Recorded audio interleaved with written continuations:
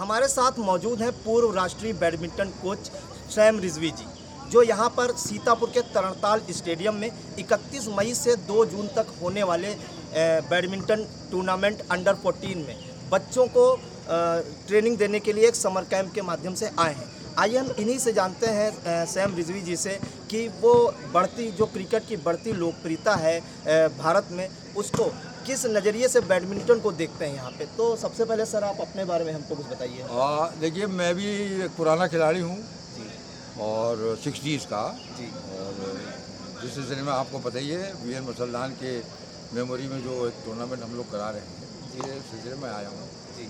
रहता मैं अमेरिका में हूँ जी।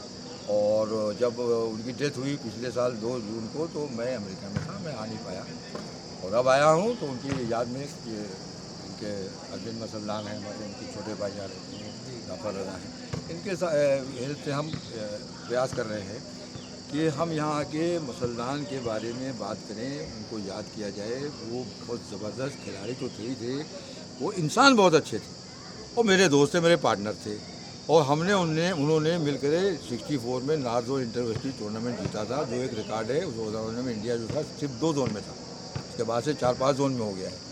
तो वो यादें हमारे साथ हैं और उनसे हम बहुत जुड़े हैं, अभी भी हैं और करते रहेंगे काम। हमारा यहाँ सीतापुर आने का या स्टार्ट करने का पर्पज़ ये है, हमने आज भी बच्चों को बताया और ये बताते रहेंगे कि मुसलमान के नाम से उनके याद करके, उनके बारे में बता करके यहाँ के बच्चों को हम इंस्पायर करें। जो बच्चे पढ़े लिखें और अच्छे होनहार स्टूडेंट के साथ साथ खेलें भी और दुनिया में राष्ट्रीय और इंटरनेशनल लेवल पर जाके अपना नाम कमाएं, जैसे मुसलमान ने। सर अभी तक कितने आपने खिलाड़ियों को ट्रेनिंग दी होगी और वो कहाँ तक खेले हैं? ये बड़ा सवाल तो बड़ा छोटा सा आपका, लेकिन इसका जवाब बहुत लंबा है। देखिए, मैं 68 तक तो खेला बैडमिंटन और उसके बाद 69 में गया NIS पटियाला डिप्लोमा कोर्स करने और वहाँ पर मुआवजा पटियाला का स्कूल है, जावेंद्र पब्लिक स्कूल, वहाँ मुझे मैथ टीचर की जॉब मिल गई। तो मैं पढ़ाने लगा, लेकिन साथ में मैं खेलता भी था और सिखाता भी था। तो 69 से मैं बैडमिंटन सिखा रहा हूँ। अब 2007 में रिटायरमेंट के बाद मैं, आपको पता है ना, रीजनल स्पोर्ट्स ऑफिसर रिटायर हुआ, तो फिर उसके बाद मैं चला गया अमेरिका और वहाँ बड़े आराम से रह रहा था। लेकिन अब ये हो गया, हमारे दोस्त चले गए, वो बड़े अफसोस हुआ, लेकिन बहरहाल अब हम यहाँ आए। तो हम सिखाने के लिए आज भी हैं। जो हमारा शौक़ है पुराना 69 का, वो चल रहा है, आज तक सिखा रहे हैं। जहाँ तक अब इस बीच में पंजाब में मैंने, देखिए 8 साल में पंजाब में रहा, तो वहाँ मेरे एक लड़का विनोद रतन है, वो इंडिया खेला था और लड़कियाँ लड़के बहुत से स्टेट और स्कूल कॉलेज यूनिवर्सिटी के गिनती नहीं है उनकी। इस तरीके से जब मैं यूपी में आ गया 77 में, तो सैकड़ों हज़ारों जगह मैं मेरठ, लखनऊ और आपके गोरखपुर और ये तमाम डिस्ट्रिक्ट में पोस्टेड रहा, सब जगह मैं बैडमिंटन सिखाता हूँ। तो ये बड़ा मुश्किल सवाल है उनका नाम लेना। हाँ, उसमें से 1-2 नाम हमको याद आ रहे हैं, संजय मल्होत्रा और सुशांत सक्सेना, ये नेशनल चैम्पियन जूनियर बने, इलाहाबाद के थे ये, जब इलाहाबाद में थे। और बहुत से नेशनल बने खिलाड़ी यूनिवर्सिटी वगैरह के, वो हज़ारों लड़के लड़कियाँ हमने सिखाए। ये गिनती नहीं है, बस लिमिट नहीं है, सेक्रेटरी सिखा रहे हैं। अब इतने बच्चों को हम सिखाएं, याद थोड़ी रखा। तो सर आप की पोस्टिंग हुई थी एज अ मैथ्स टीचर, तो बैडमिंटन के प्रति कैसे इंस्पायर हुए, किसको देख के? हाँ, बैडमिंटन तो मैं जब खेलता था तो मैं पढ़ता था भाई, पढ़ाई करता था।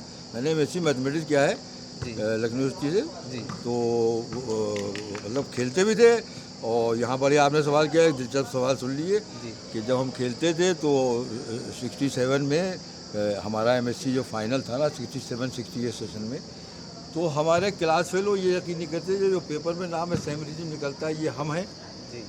और अगर बैडमिंटन फील्ड में किसी से कह देते थे यार मैं MSc कर रहा हूँ, तो वो गाली देते थे कि तुम खिलाड़ी हो, मैथमेटिक्स में MSc करोगे। तो ये हिस्ट्री रही है, हम लोग को ज़माना था कि स्पोर्ट्स और एजुकेशन को लोग मिलाते नहीं थे। तो मैंने खेलने के साथ पढ़ा भी और हमारे दोस्त मुसलमान ने भी किया। उन्होंने अपनी स्टडीज़ कंप्लीट की और चले गए, हिंदुस्तान लीवर ज्वाइन किया और उसके बाद लो लेवल से वो CEO हॉटलाइन के रिटायर हुए। वो दुनिया में नाम क्या राउंड द वर्ल्ड कई बार वो घूमे हैं। तो ये है हमारी छोटी। तो सर आजकल अगर देखें तो यूपी क्या पूरे इंडिया में क्रिकेट को लेके कुछ ज़्यादा ही क्रेज़ है, तो उसके बीच आप बैडमिंटन को कहाँ तक पाते हैं? हाँ, तो बैडमिंटन की आप सुन लीजिए, आप क्रिकेट था और है, पॉपुलर है लेकिन बैडमिंटन हम लोग के ज़माने में और आज यानी 59 से हम खेल रहे हैं बैडमिंटन। हमारे पास 59 के खिलाड़ियों से लेकर आज तक के खिलाड़ियों की जानकारी है। और अब हम क्या देख रहे हैं कि बैडमिंटन बहुत ज़्यादा पॉपुलर हो गया है। आप कहीं जाइए, किसी शहर में जाइए, बैडमिंटन हो रहा है, एकेडमी लोग चला रहे हैं। और इंशाल्लाह मुसल्लान के नाम से भी कुछ यहाँ पर आप देखिएगा, आने वाले टाइम में हम लोग सेट कर रहे हैं प्रोग्राम, वो होगा। और मैं नोएडा गया पिछले 2-3 महीने पहले, तो वहाँ 5,000 रुपये 1 घंटे के लिए सिर्फ खेलने के लिए ले रहे हैं। इतना पॉपुलर है। अरे जगह नहीं है खेलने की, उसमें भी एंट्री जो है पॉसिबल नहीं है, टाइम नहीं मिल रहा है लोगों को। लोग खेलना चाहते हैं, शटल अपनी लेके आते हैं, सिर्फ खेलने के लिए 5,000 रुपये देने। ये मैं देख के आया हूँ, मेरे चेले हैं वो जो रन कर रहे हैं अकेडमी।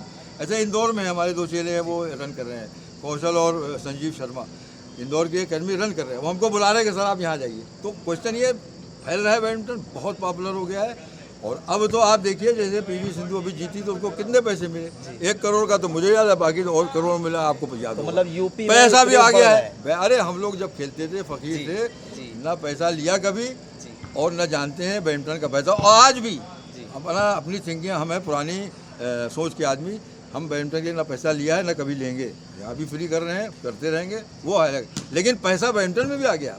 अब हमारे खिलाड़ी जो है, पता लगा लीजिए, क्रिकेट वालों से पीछे तो होंगे लेकिन ऊपर आ गए। पहले हम लोग सब फकीर हुआ करते, तो कोई पैसा नहीं। यूपी में खिलाड़ियों को तराशने के लिए कोई योजना बना रहे हैं? देखिए यूपी भी तो हम कर चुके, जो करना था। अब हम रिटायर होकर आए हैं, सिर्फ मुसल्लान के लिए सीतापुर आए।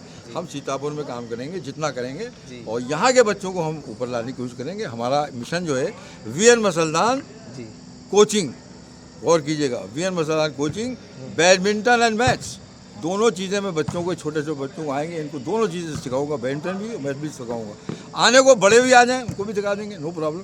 लेकिन छोटे बच्चों को हमेशा हम कंसिडर करते हैं, उन्हीं को।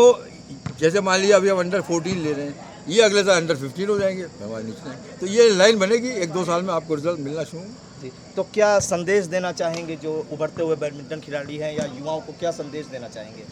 युवाओं को ये, पहले तो वो ये याद रखें कि स्टडीज प्राइम है, आज भी पहले भी थी, तो पढ़ें और साथ में खेलें। लेकिन खेलने जब आए, जो जैसे मैंने आज बताया, तो दिमाग से खेलें। जैसे बैडमिंटन की बात हो रही है, तो बैडमिंटन ये नहीं है कि शटल को रैकेट से मार दिया बैडमिंटन हो गया। कहाँ मारें, क्यों मारें, कैसे मारें, हम सिखाने। क्यों से मारो तो ये होगा, तो फ़ायदा होगा जीतने के, चैंपियन बनने के। वो तरकीबें हमारा काम बताना। प्ले विद ब्रेन, यानी थिंक एंड प्ले, ये हमारा कोचिंग का फंडा है और ये रहेगा।